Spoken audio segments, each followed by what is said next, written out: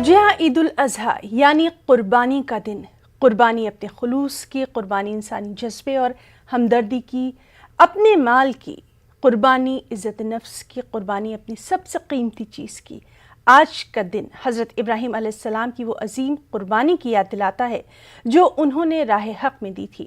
قربانی سنت بھی ہے اور واجب بھی۔ قربانی صرف جانوروں کی نہیں ہوتی۔ آج کی قربانی سے انسان اپنے اندر حضرت ابراہیم کی سنت کو یاد کرتا ہے۔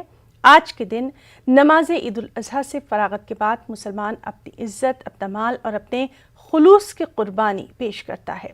اپنے رب سے دنیاوی تمام چیزوں میں گناہوں کی تلافی چاہتا ہے۔ آج ملک بھر کی اگر بات کریں تو عید الاضحیٰ کی نماز ادا کی گئی۔ کورونا ضابطوں کا خاص خیال رکھا گیا۔